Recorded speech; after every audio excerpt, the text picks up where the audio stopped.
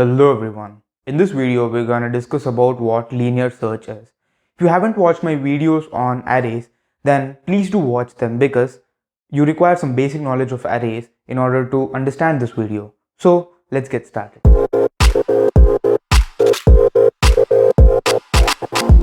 Now we're going to talk about what linear search is. Take an array. We always take this array 3, 5, 7, 9 and 11. Okay, so now suppose now you don't know this array at all. Okay, you're not able to see this array. You want to find whether the element 5 is present or not in this particular array. You know that there is an array and you want to just know whether this particular element 5 is present or not. In that case, we use this approach called linear search. Linear search, in simple terms, is a way of searching in which you can find whether a particular element is present or not in a particular array. Okay. Now, what we're going to do is, first we're going to look at the code, and secondly we will understand the code, and finally we will also understand the time complexity of this code. If you don't know what time complexity is, I've made a video on this topic. Make sure to check it out.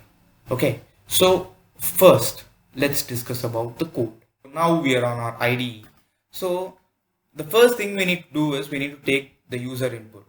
So for that, we already have a code snippet which I've done before. I'm just pasting that particular thing. Here basically we are doing nothing but we're just taking in the value of array. We're just taking the input for an array. After we do that, here we come to our main program.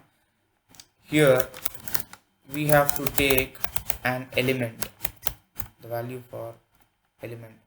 So this, wait, first let me type and then I'll talk. The value to search.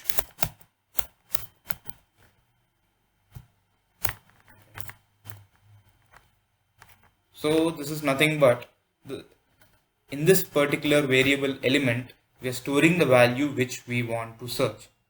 The next thing we need to do is we use a for loop and we traverse through an array. So for I and I equal to 0, I less than n, I plus plus, and here if the given element double equals ARR of I, then we print a message saying the element is present. You can print any type of message. You can also print like the element is present at this particular index. So now for int I equals 0, I less than n, I plus plus, what is this doing? This particular thing is traversing through the whole array. It is like moving through the whole array. Now what you're doing is, if element double equals ARR of I, you're telling, like for example here the element I gave is 9. Okay, so is 9 equal to any of the particular element in this particular array? If yes, then you're printing this statement. So what is happening is, it is gonna check, is it equal to 3? No. Then is it equal to 5? No. Is it equal to 7? No. It is equal to 9. So when it comes here, it is gonna go inside the loop, and after it goes into the loop, it prints this message, and then again it goes and it checks this particular thing, because there is no else statement over here. We haven't yet provided an else statement here. So it is gonna again check that particular thing, whether it is equal or not. We need to provide an else statement over here. So you might be thinking, what might be the else statement over here? How can I tell, how can I, determine whether the element is, like if the element is not present there, how can I show that in a code? So for that, we have two methods to do that. So the first one is, now if you could see this particular thing, here the indices are 0, 1, 2, 3, 4. So from this you can say, like, the size of the array here is 5 and the indices is 4 here. So from this you can say that the last index of the array is always 1 lesser than the size of the array. So if I say that if I double equals n, where n is the size of the array, then you can say that that element is not present. I hope you understood what I'm telling. See, here we only have till 4, but if I double equals 5, then there is no element that is present over there. Now we can say if I double equals n, then we can say element not present. I said that there are several ways to do this. So this is one of the way in which we can do. Now let's look at the second way to do this. The second way is nothing but, here I will create a temporary variable int temp equals, no, not double equals, x equals 0, and after the whole thing is over, then I will say that temp plus plus. So the value of temp will increase. Now after I come out of this particular loop, I can say if temp double equals 0, then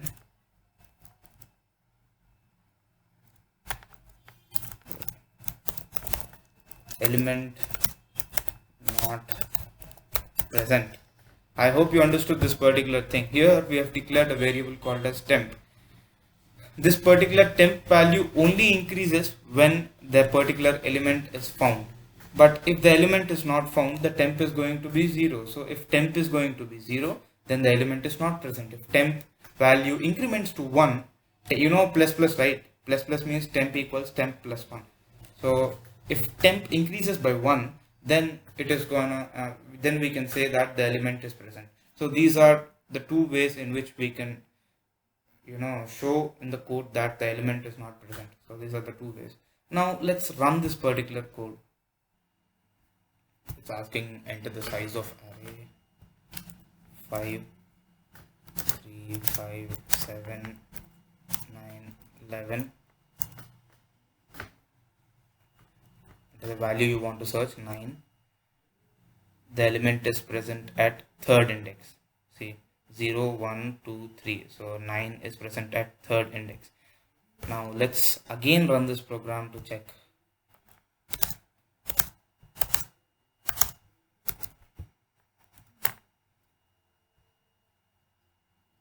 Enter the value you want to search. I will say I want to search 34.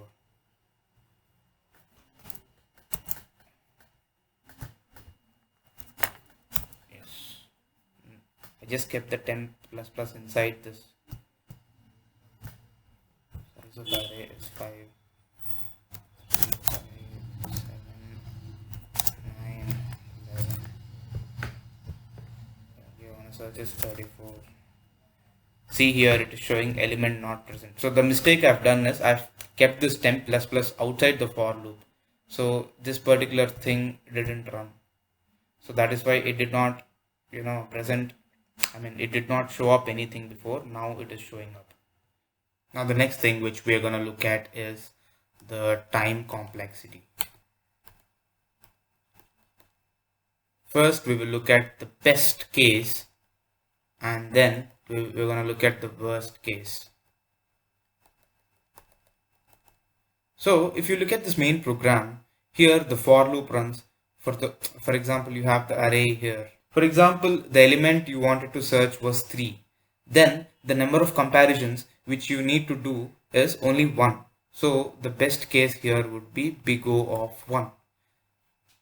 Now the worst case would be very simple. If you want to search the element 11 over here, then you have to do 5 comparisons in order to search this element 11. So if there are n elements in this particular array, then you have to do n comparisons. So the worst case would be big O of n. So the best case is big O of 1 and the worst case is big O of n for linear search. I hope this video gave a very clear idea about the topic. Thank you so much for watching this video. Please do like, share and subscribe to my channel. We'll meet in the next